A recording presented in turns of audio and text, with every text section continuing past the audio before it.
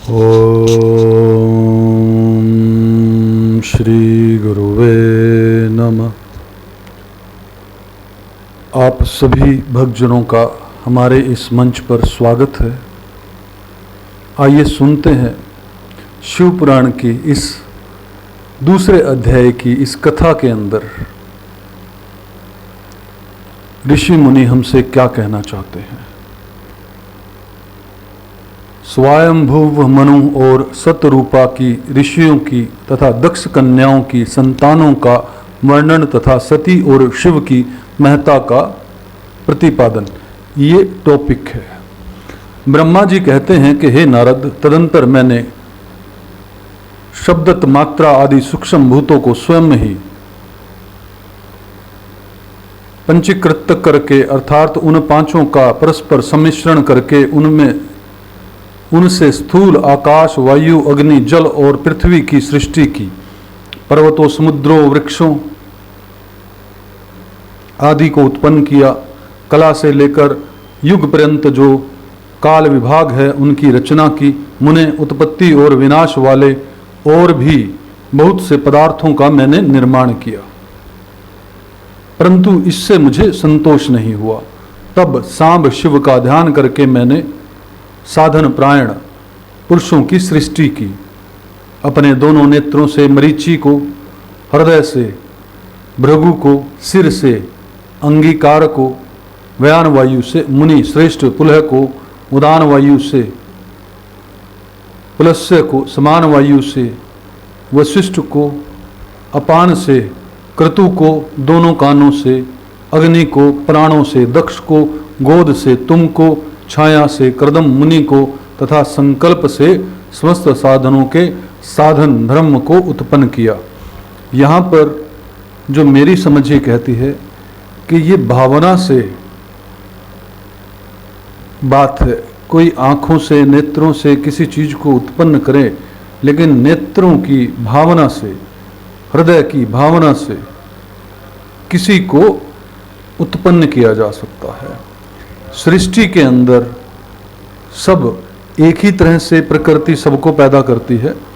आगे सुनते हैं। इस तरह इन उत्तम साधकों की सृष्टि करके महादेव जी की कृपा से मैंने अपने अपने आप को कृतार्थ माना। तत्पश्चात संकल्प से उत्पन्न हुई नरम मेरी आज्ञा से मानव रूप धारण करके साधकों की प्रेरणा से साधना में लग गए। इसके बाद मैंने अपने विभिन्न अंगों से देवता, असुर आदि के रूप में असंख्य पुत्रों की सृष्टि करके उन्हें भिन्न भिन्न शरीर प्रदान किए।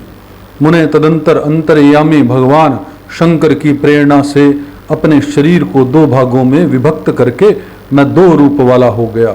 नारद, आधे शरीर में मैं स्त्री हो गया और आधे से पुरुष। उस पुरुष ने उस स्त्री के गर्भ से सर्वधन समर्थ उत्तम जोड़ों को उत्पन्न किया। उस जोड़ों में तो पुरुष था, वही स्वयंभुव मनु के नाम से प्रसिद्ध हुआ। स्वयंभुव मनु उद्दकोटि के साधक हुए तथा जो स्त्री हुई वह सत्य रूपा कहलाई। वह योगिनी एवं तपस्विनी हुई। तात मनु ने वैवाहिक विधि से अत्यंत सुंदरी सत्य रूपा का पाणी ग्रहण किया और उससे वे मैथुन जनित सृष्टि उत्पन्न करने लगे। उन्होंने सत्यरूपा से प्रियव्रत एवं उतानपाद नामक दो पुत्र और 3 कन्याएं उत्पन्न की। कन्याओं के नाम थे आकृति, देवहूति और त्रसुति। मनु के आकृति का विवाह प्रजापति रुचि के साथ किया। मजली पुत्री देवहूति कर्दम को ब्याह दी और उतानपाद की सबसे छोटी बहन प्रसूति प्रजापति दक्ष को दे दी। उनकी संतान परंपराओं से समस्त चराचर जगत व्याप्त है। अब यहाँ पर कहानी के अंदर इन तीनों से जो भी सृष्टि है वो आगे बढ़ी है।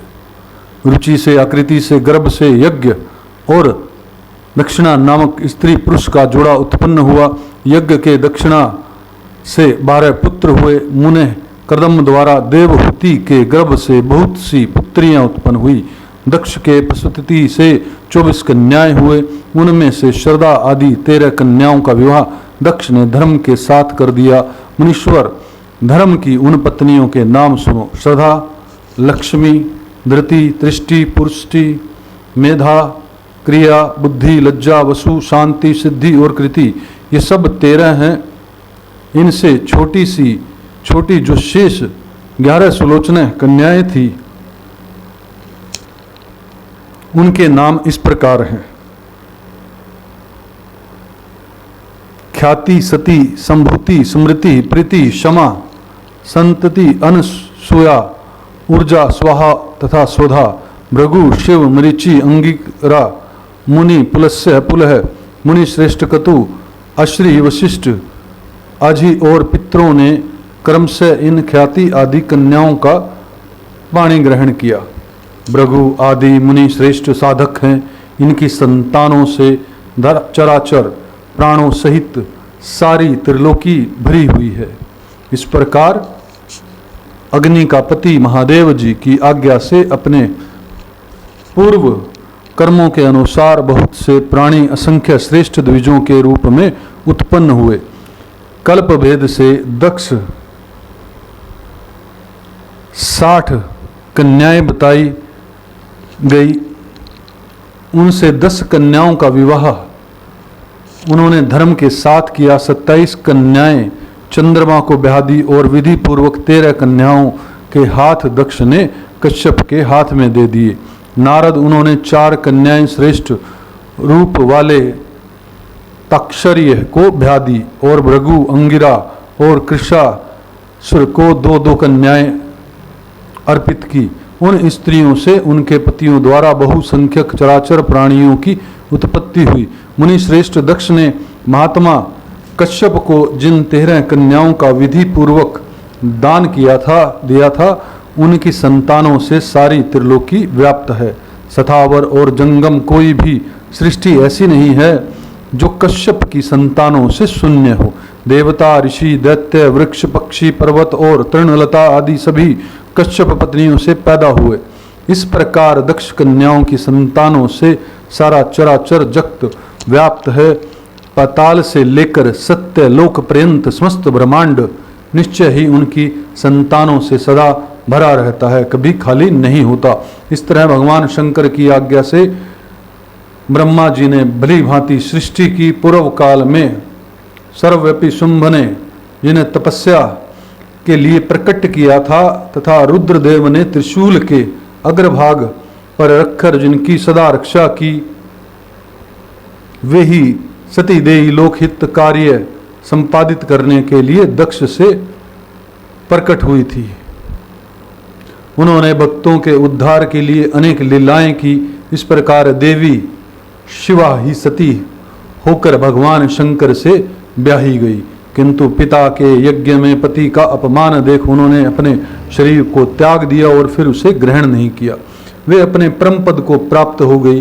फिर देवताओं की प्रार्थना से वे ही शिवा पार्वती रूप में प्रकट हुई और बड़ी भारी तपस्या करके पुनः भगवान शिव को उन्होंने प्राप्त कर लिया। मुनीश्वर इस जगत में उनके अनेक नाम प्रसिद्ध हुए। उन्हें कालिका, चंडिका, भद्रा, चामुंडा, विजया, जया, जयंती, भद्रकाली, दुर्गा, भगवती, कामाख्या, कामादा, अम्बा, मडानी और सर्वमंगला आदि अनेक नाम हैं जो भोग और मोक्ष देने वाले हैं। ये सभी नाम उनके गुण और कर्मों के अनुसार है। मुनिश्रेष्ठ नारद, इस प्रकार मैंने सृष्टि कर्म का तुमसे वर्णन किया। ब्रह्मांड का यह सारा भाग भगवान शिव की आज्ञा से मेरे द्वारा रचा गया। भगवान शिव को प्रब्रह्मा परमात्मा कहा गया। मैं विष्णु और रुद्र ये 3 देवता गुण भेद से उन्हीं के रूप बतलाए गए हैं। वे मनोरम शिवलोक में शिवा के साथ स्वच्छंद विहार करते हैं। भगवान शिव स्वतंत्र परमात्मा है, निर्गुण और सगुण भी है। भक्तजनों, इस अध्याय का यह भाग यहीं समाप्त होता है। दूसरे पार्ट का शिव पुराण के ये अध्याय जो है वो 16वां इसके अंदर लिखा हुआ है। यह वीडियो आपको लगे कि शेयर करनी चाहिए, लाइक करनी चाहिए तो जरूर करें और हमारे मंच को सब्सक्राइब करें। भगवान शिव की कृपा सदैव आप पर बनी रहे। ओम तत्सत, ओम तत्सत, ओम तत्सत।